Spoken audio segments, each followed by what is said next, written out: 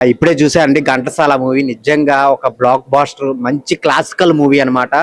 ఘంటసాల గారి గురించి ఈ జనరేషన్ లో ఎవరికి తెలియదు, కానీ ఈ సినిమా చూసిన తర్వాత ప్రతి ఒక్కళ్ళు ఆయన గురించి చాలా చాలా అని తెలుసుకుంటారు. ఆయన జీవిత చరిత్రని సినిమా రూపంలో తీసి ఇంత మంచిగా తీస్తారు అనుకోలేదు.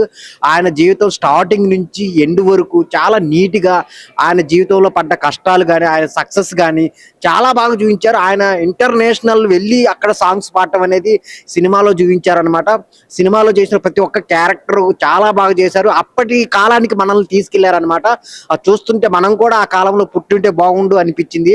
సో ఆ మ్యూజిక్ కానీ, ఆ సాంగ్స్ కానీ, సో ఆయన గురించి ఎంత చెప్పినా ఒక లెజెండరీ అనమాట ఆయన. సో ఆయన గురించి ఎంత చెప్పినా తక్కువ. ఆయన సినిమాని మనం చూడటం అనేది చాలా అంటే చాలా గ్రేట్ అనమాట. ఈ జనరేషన్ వాళ్ళు ఘంటసాల గారి గురించి తెలుసుకోవాలంటే ఖచ్చితంగా వెళ్ళి సినిమా చూడండి. ఫ్యామిలీతో చూడాల్సిన సినిమా అనమాట. మెయిన్ మ్యూజిక్ లవర్స్ అయితే సో ఆయనకి ఇన్స్పిరేషన్ గా తీసుకొని ఎన్నో సాధించాడు అనమాట. తప్పకుండా వెళ్ళి థియేటర్ లో చూడండి, ఫ్యామిలీతో వెళ్ళి చూడండి ఘంటసాల మూవీ. సినిమా బాగుందన్న, సూపర్ గా ఉంది.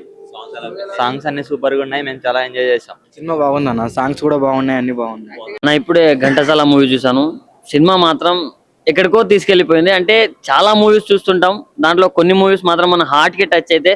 సో దాంట్లో 2026 లో మనం చూసిన ఫస్ట్ మూవీ ఇంత మంచి మూవీ చూడడం అనేది చాలా బాగా అనిపించింది అన్న. అసలు ఘంటసాల గురించి, ఆయన గారి గురించి మనకు చాలా మందికి తెలియదు, నాకైతే చాలా తెలీదు. ఈ రోజు చూసిన తర్వాత చాలా బాగా అనిపించింది నాకైతే. అండ్ ఇన్ని రోజులు నాకు చెప్తుండే వాళ్ళు వాళ్ళు చెప్తుండే, బట్ నాకు అంతగా తెలీదు. ఈ రోజు మూవీ చూసిన తర్వాత ఆయన గురించి మొత్తం తెలుసుకున్నాను. చాలా అంటే చాలా బాగా అనిపించింది. మెయిన్లీ తను ఎలా కష్టపడ్డారు, ఆయన ఎలా అసలు ఇండస్ట్రీకి ఎలా వచ్చారు, ఆయన సాంగ్స్ గురించి చాలా అంటే చాలా గొప్పగా చూపించారు. చాలా గొప్ప మనిషి అని.